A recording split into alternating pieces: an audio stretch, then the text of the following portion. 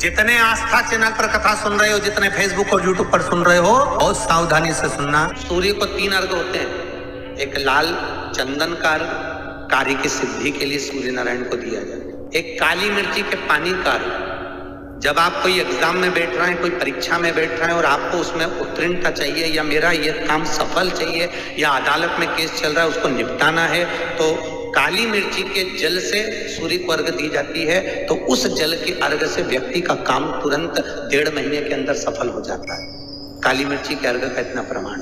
तीसरे नंबर पर है बेलपत्री के जल का अर्घ सूर्य को दिया जाता है। बेलपत्री के जल का अर्घ कौन देता है? जो बहुत बीमार पड़ा रहता है, जिसको कुछ ना कुछ शारीरिक कष्ट चलता रहे, कभी घुटना, कभी कमर, कभी पेट, कभी ब्लड प्रेशर, कभी शुगर, कुछ ना कुछ चलती रहे, तो वो लगातार 1 महीना बेलपत्री के पानी का अर्घ सूर्य को देता रहे, उसको रोग से निवारण हो जाता है, रोग से मुक्ति। सूर्य अर्घ क्यों प्रधान होता है?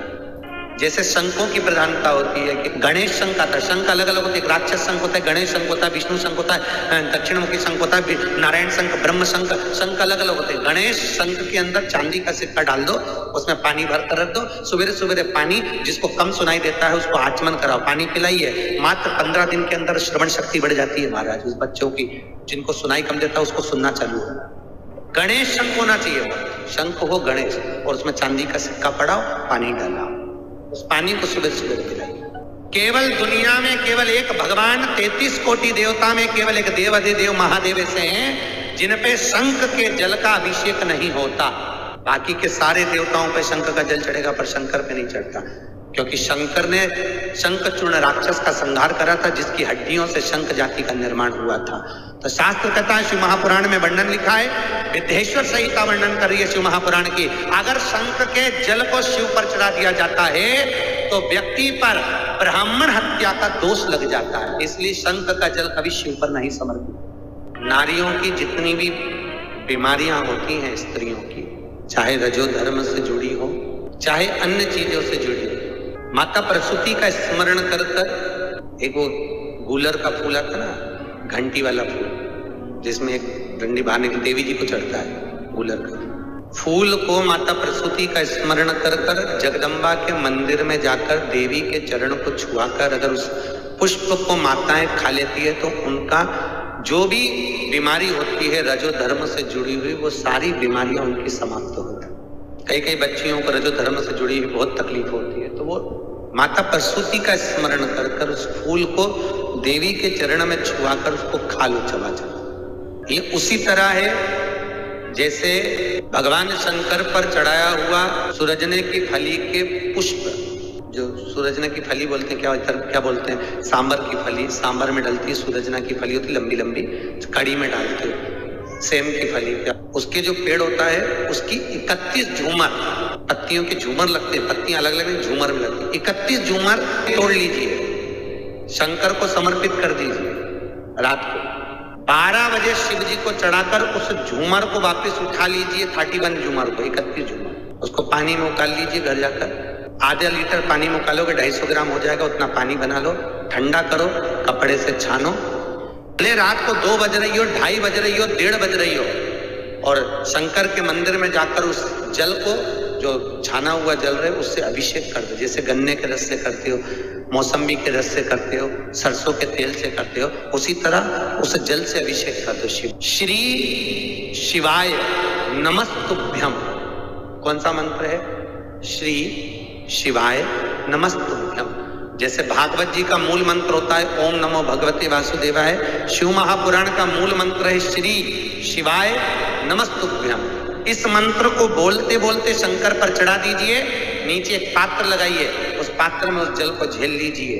मात्र 8 दिन 7 दिन उस पानी को सुबह सुबह खाली पेट लेना चालू कर दीजिए, शुगर लेवल में आ जाएगी। जिंदगी में कभी ना तो शुगर ऊपर जाएगी ना नीचे जाएगी, शुगर का लेवल कभी नहीं बढ़ेगा। 50 बार चेक करवाओ, डॉक्टर को दिखाओ, 25 बार चेक कराओ, और खूब मिठाई खाओ। और यदि ये नहीं कर सकते तो 3 तरह की तुलसा होती है।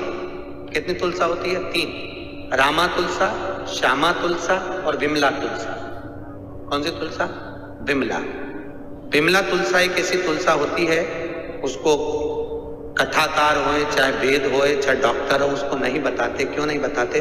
क्योंकि विमला तुलसा का प्रमाण ये रहता है, लोग जो ईर्ष्या रखने वाले होते हैं, किसी के यहाँ शादी में मिठाई बन रही हो तो विमला तुलसा का अगर एक नखून से भी छोटा सा भाग उस चाशनी में डाल दिया जाता है तो वो पानी हो जाता है। इसलिए विमला तुलसा को लोग बताते नहीं है। एक विमला तुलसा होती है, अगर साल भर में एक बार विमला तुलसा का अंगूठे का नखून का जो भाग कटता है उससे भी छोटा सा भाग विमला तुलसा का साल में एक बार खा लो तो शुगर लेवल में बनी रहती है। तुम फिर कितना भी मीठा खाओ, कितना भी नमकीन खाओ, तुम्हारी मर्जी पड़े जो खाओ। और चेक भी कराते रहो डॉक्टर को जाके, खूब चेक करा। विमला तुलसा का इतना प्रमाण होता है।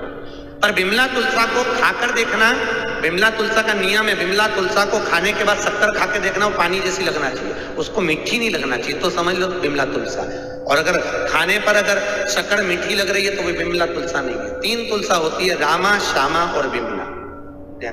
उस विमला तुलसी का सेवन साल में एक बार करना होता है, केवल वर्ष में एक बार। वो कभी भी आप खाओ, उसके बाद साल भर खूब शुगर चेक कराओ, डॉक्टर के पास जाओ, खूब मीठा खाओ, प्रेम से रहो, अलमस्त रहो अपनी जिंदगी। बेलपत्र और तुलसा को उठाकर शहद की शीशी में रख लीजिए। जो बच्चा पढ़ने में कमजोर हो, चिड़चिड़ा हो, खेलने में दिमाग हो पर पढ़ाई में नहीं हो, उसको 1 महीने वो शहद चटा दीजिए।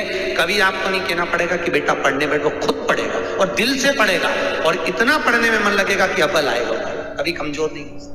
केवल 2 देवता ऐसे हैं जिन पर तुलसी नहीं चढ़ती है, गणेश जी महाराज और दूसरे शंकर जी। गणेश जी पे भी कभी तुलसी नहीं चढ़ती। अगर गणेश जी पे भूल से भी तुलसी चढ़ जाए तो गौ हत्या का दोष लगता है महाराज। इसलिए गणेश जी के लड्डू में, भोजन में, प्रसाद में तुलसी नहीं डाली जाए। गणेश जी को तुलसी का भोग नहीं लगता। और एक भोलेनाथ, भगवान शंकर, इन पर भी तुलसी का प्रयोग नहीं होता। ये आज के समय में एक पत्रिका देखते हैं ना पंडित जी, तो क्या कहते हैं? काल सर्प दोष बोलते कि नहीं बोलते? क्या बोलते? काल सर्प दोष है। काल सर्प दोष का मतलब क्या? पहले के जमाने में काल सर्प दोष नहीं होता था। क्यों? क्योंकि लोग भगवान को स्नान कराकर जो पानी होता था उसको ले जाकर पेड़ पौधे में डालते थे। अब आज के जमाने में एक ही थाली में गणेश जी बिठा लिए, उसी में शंकर जी रख लिए, उसी में ठाकुर जी रख लिए, राम जी, लक्ष्मी जी सब उसी में रख के नहलाया और उस पानी को उठाकर ले जाकर एक ही पौधा लिए दिए घर में तुलसी का, उसमें ले जाकर डाल दिया। और शिव महापुराण में लिखा है, अगर शंकर का चढ़ा हुआ जल तुलसी के पौधे में डलता है तो सर्प के डसने का दोष लगता है। उसको हिंदू धर्म में काल सर्प दोष कहा जाए। इसलिए प्रयास करा करो कि देवताओं को स्नान कराएं तो वो जल या तो किसी अन्य पौधे में डले, तुलसी के पौधे में ना डले। तुलसी के क्यारे में कभी शिव जी का चढ़ा हुआ जल नहीं डलना चाहिए, बिल्कुल रत्ती भर भी नहीं। सर्प के डसने का दोष है, उसी को काल सर्प दोष कहा जाता है। श्री शिवाय नमस्तुभ्यम। सब बोलिए एक बार जमकर, श्री शिवाय नमस्तुभ्यम। प्रैक्टिकल जरूर करना, कहीं सियोर वाला महाराज झूठ तो नहीं बोल रहा। शास्त्रों की बातें हमारे जीवन में हमें सुख प्रदान करे, इसलिए इस भाव का आनंद करते हुए आज की कथा को विराम देते हैं।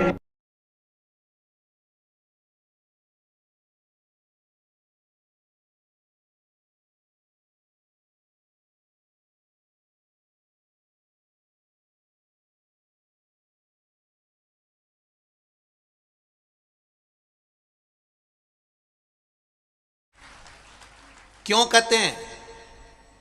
जिस लड़का और लड़की का संबंध टूट रहा है, अदालत में केस चल रहा है, जरा सी बात के पीछे तलाक की बात हो गई, तो क्यों कहा जाता है कि आशुतोष नाम से शंकर भगवान पर जल चढ़ाना प्रारंभ करो?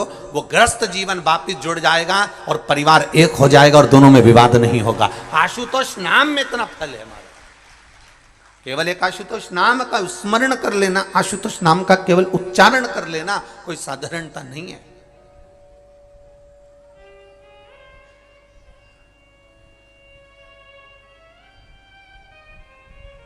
जब बहुत क्लेश,